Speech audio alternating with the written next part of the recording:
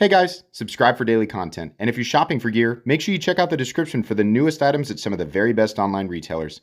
There's also links for some of the items that I personally recommend. Thanks! What's going on YouTube? Metal Complex here, and today I've got something absolutely ridiculous to share with you guys. This is not going to be a typical unboxing. This is not a typical knife. This is probably one of the most ridiculous things you've seen on my channel. It's definitely one of the most ridiculous things that I have ever experienced. I have already handled this. I've been waiting on this full custom knife for about 4.5 months, and it's finally here. And I've gotten it out and I've experienced it, but I really want to share it with you guys. Thanks so much to my patrons for supporting me. First off, you can skip forward if you want to, but I really want to talk about who made this. That's really important. Burn Knives. You can see here his website, which I'll have linked down in the description. You can see, where he's from, this phone number, email, all of that. But I've always been intrigued by his work, and I've seen it on like PVK Vegas. That's where I always see the Burn Knives. We see them periodically at other retailers, but always really striking aesthetics with OTF, side opening automatic knives. I went to his Instagram a while back and thought, man, this guy makes crazy cool stuff. And I talked to them, and after seeing a post about classic Swinguard automatics, and he said, I've got some of these that I'm going to make, so if you want to put an order in, then you can. And I said, I would love to. These look so cool. And the process was great. Paul was very easy to work with and was constantly communicating. The process was delayed a little bit, which you should expect, by the way. If you order a custom knife, you have to understand these things are made one at a time. In this case, one at a time. In the USA, it's just Paul, right? So I normally expect with a custom knife about 6 months to a year. So the fact that he got it done in 4.5 months, even though it was delayed, is perfectly fine. He had me put a small deposit down, and then I paid the total amount once everything was complete and I got a chance to look at it. But man, when this thing came in, it was way crazier than I could have possibly imagined. And I feel like just getting this out without telling the story just wouldn't have done it justice. So I had to tell that story. But let's go ahead and take a look at what we've got here. We have an absolutely titanic classic Swinguard switchblade here. And I know it might not necessarily look that big initially, but let me tell you what we decided to do here. These are already large, what he makes. This is water buffalo horn, by the way. Black water buffalo horn is for the scales, which I chose over G10. He gave me an option, G10 or this, and some other things. And I thought, let's go classic materials. He messaged me and he said, you've got some cool knives on your page and you have a lot of overbuilt stuff. He said, I love that. Do you want me to make make this knife like exceptionally thick? I was like, yes, please. That sounds awesome. A super thick Swinguard. So we went up to a 1/4 inch here. Look how thick this thing is. Oh my gosh. It is so robust, so meaty. The other thing, he told me, he said, listen, that's the safety right there. He said, these fire hard. I use oversized leaf springs, and on top of that, this blade is much thicker and much heavier than what you would typically expect on a side opening auto.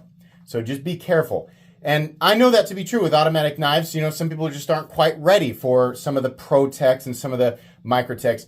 This is far beyond. If you're wondering, I'll just say it right now. This is easily the most powerful side opening automatic knife in my collection by a lance. It makes the stitch look like a toy. On top of that, it's also the most powerful side opening automatic that I have ever experienced. I'm going to go ahead and fire this for you guys real quick here. Ready?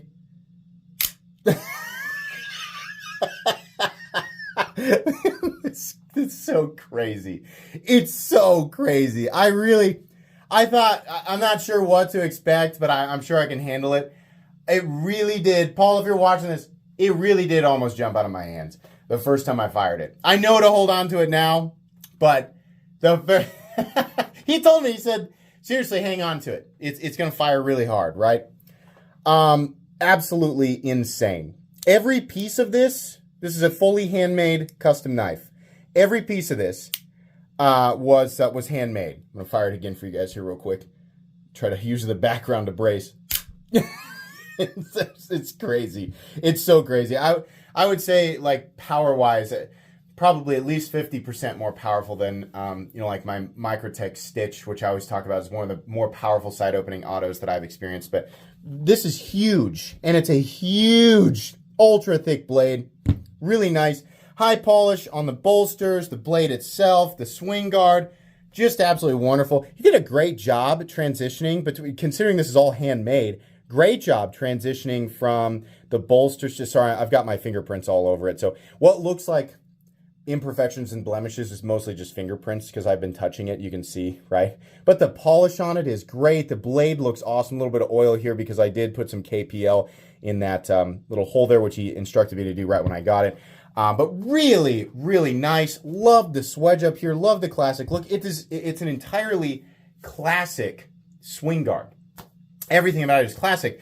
The interesting element, or the weird element, just being that it's so thick. It's just like a small automatic sword. I've never seen an overbuilt swing guard before. This is the first time I've ever seen one, and I thought, how cool, right? It does, reduce it in its ability to perform in a utility sense, right? But at the same time, this is already a knife that is not historically designed as a utility-styled pocket knife, right? So considering the reasons that I purchased it, it really doesn't matter. I love those crazy elements. I love it when knife makers that have a lot of experience and a lot of practice, and they have their own personality. I love it when they just do wild and crazy stuff, right? They take what they're good at and then they make it ridiculous. I'm a huge fan of that. So this is also a larger than normal swing guard. There definitely exist longer ones, but this one in particular is about 11 1/8.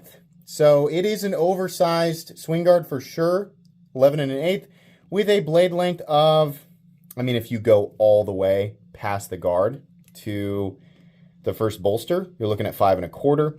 If you only measure to the guard, you're looking at 5 inches with 4.5 inches of cutting edge. Oh man, this is so cool. Now, this is not really the type of knife that I review. I don't review custom knives. Number one, this isn't really the style of knife that I will carry an EDC for obvious reasons. This is more of the type of knife that I just want to... This puts such a smile on my face to deploy. Everything feels so crisp and so... Well, just, even like the button is so satisfying to push. Just a simple thing, but the button is so satisfying to push. And the safety down here, nothing special, but very distinct positions. There, when I was younger and buying, I think my first swing guard I bought from, it was like a Frank Beltrame, whatever. Fine, it broke pretty quick. So I learned that, in that world, this is a totally different world than your modern tactical knife world in terms of the production stuff. You actually have to pay quite a bit to get even a decent one. Your AGA Campolans, you're pretty much confined to the secondary market, and you're looking at $200 to $250 typically. And even then, the quality is just kind of okay.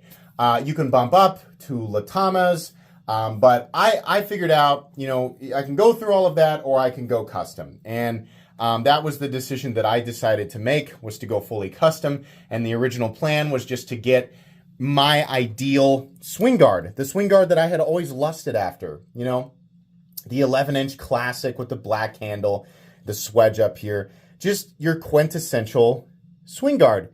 And, I had the opportunity to have a ridiculous element added to it. I went ahead and went for it. So I'm really, really happy with it. If you're not familiar with the world of custom knives, and especially like what it costs to make something like that when you're one person handcrafting all of this stuff by yourself, it gets really expensive. Now, most of my subscribers who have watched for a while are already familiar with this. But if you're not, brace yourself, because I'm going to tell you guys what this cost me. And for some reason, this bothers some people. Don't worry. I spent my money, not yours. This was originally a $2,300 knife. He said, we'll do a $300 deposit. You can pay the rest after I've completed it and you've seen it, which is fair. And then he said, you know, before the first half of the time that had gone by before he had completed it, he said, for $100 more, I can do an oversized one. And to me, that was well worth it, right? So obviously not everybody on earth is beating down doors to pay $2,400 for a pocket knife, but this is something that I do periodically, and it is nowhere near, you know, the most that I've spent on a knife.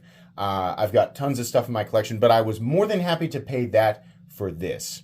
I think what Paul is doing is really, really cool, and this is also very unique. I can't say that I know of a lot of people who are able to build something like this by hand, so I feel like that money went to a worthy cause here, and definitely the end result is something that I am extremely happy with. A little bit of gunk here. These are not, this is just gunk that just hasn't been rubbed off yet, but I mean, the fitment of everything and the polish of everything really is spectacular. I really am pleased with this. Again, if Paul's watching, I cannot hold that thing down.